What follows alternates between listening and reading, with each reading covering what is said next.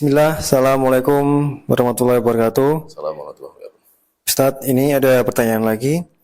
Kami seorang guru SD swasta, qadarullah kami menghadapi anak laki-laki yang tiba-tiba langsung menyerang. Kami pun sebagai guru kadang diserang dan barang-barang di kelas pun dirusak.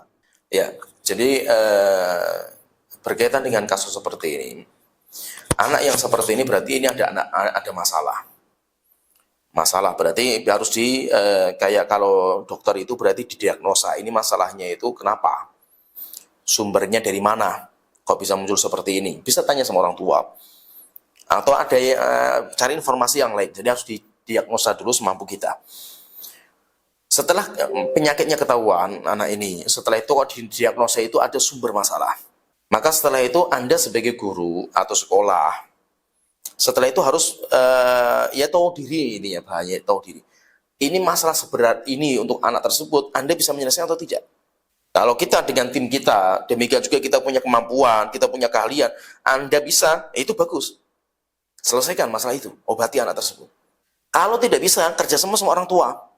Disampaikan kepada orang tua, Bapak, Ibu, anak Bapak itu ada masalah seperti ini. Ini munculnya kasusnya sebabnya karena ini loh Pak. Sebabnya ini ya berat gitu maksudnya itu, ini termasuk penyakit yang berat, bukan penyakit yang ringan misalkan ya. Gimana kalau kita kerjasama, cara menangani anak itu harus seperti ini.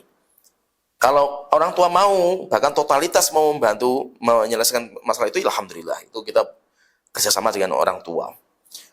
Kemudian yang ketiga, kalau memang orang tua tidak mau tahu, bahkan Anda yang disalahkan nanti ketika membongkar masalah tersebut, ya sudah, kalau seperti ngapain Anda capek-capek ngurus satu orang, mengorbankan murid-murid yang lain kan gitu. Berikan saja kepada orang tua kan itu. Berikan saja kepada orang tua. Berarti apa? Berarti yang menjadi masalah adalah orang tuanya kalau saya ini. Dan itu saya terapkan juga di pondok pesantren saya seperti itu. Pondok pesantren saya seperti itu. Sehingga kalau ada santri yang bermasalah, kita sudah dudukkan, kita sudah inikan, sudah kita nggak mampu sendiri. Kita sampaikan kepada orang tua. Orang tua nggak menerima, bahkan ada orang tua yang ngomong gini kepada kita itu. Santri dulu anak saya baik-baik saja gitu loh, nggak pernah ada masalah. Ketika mau di dinas sosial masalah gitu loh. Anak saya dirusak sama di Salam kan gitu. Saya bilang silakan Pak, Anda bawa pulang dan kita nggak butuh anak seperti ini. Daripada kita capek mikir satu orang korbankan santri nggak ada masalah gitu. Mending penyakit kita amputasi kan gitu loh. Kita pulangkan, langsung kita pulangkan. Langsung kita pulangkan. Dan itu kita beberapa kali seperti itu. Ada orang tua yang nggak siap dengan masalah anak itu nggak siap gitu. Mungkin dia mengatakan, kan saya nggak pernah tahu kalau anak saya punya masalah. Ya memang pondok sebelumnya nggak pernah beritahu mungkin kan gitu. Atau mungkin malah pondok sebelumnya malah nggak pernah tahu, mungkin juga kan itu. Gitu. Kalau kita ketahuan gitu, ada santri yang dia itu suka membuli, aktornya lah gitu, nggak pernah ketahuan. Dan rupanya di pondok sebelumnya sudah seperti itu, wali murid sudah banyak ngeluh, cuma ustadz nggak ada yang tahu. Itu cuma diobrolin wali murid saja gitu, karena banyak yang dibully. Pondok nggak tahu. Akhirnya ketika pindah ke kita, kebongkar masalah ini. Kebongkar masalah tersebut. Setelah itu ya kita selesaikan gitu. Ya, kita selesaikan. Semampu kita, nggak mampu ya sudah keluar kan gitu.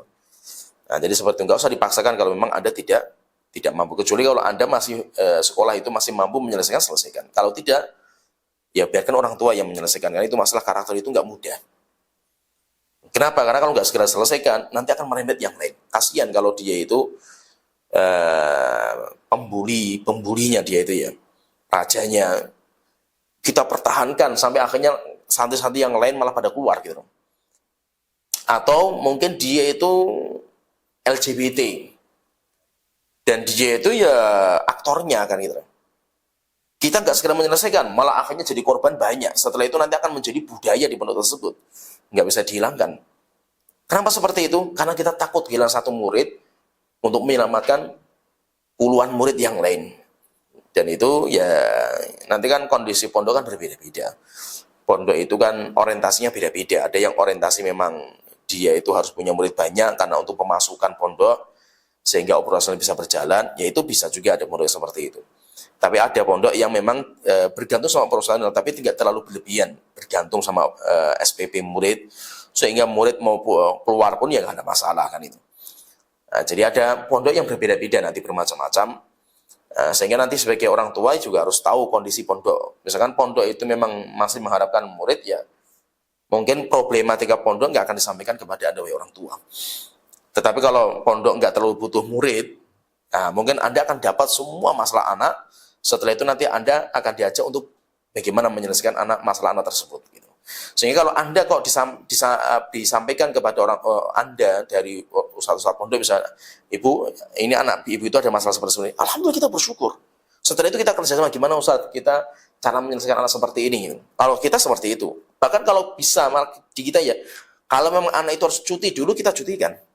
Silakan bawa dulu Pak, diobati dulu, disembuhkan dulu, mungkin sepekan, 2 pekan, atau 1 bulan, nggak apa-apa. Nanti kalau udah sembuh, balikan lagi ke pondok, nggak ada masalah. Kenapa? Karena penyakit seperti ini, karakter pengobatan susah. Gurunya harus intens, dan siapa yang bisa seperti orang tua, bukan pondok pesantren gitu. Nah, jadi seperti itu, wallahu a'lam.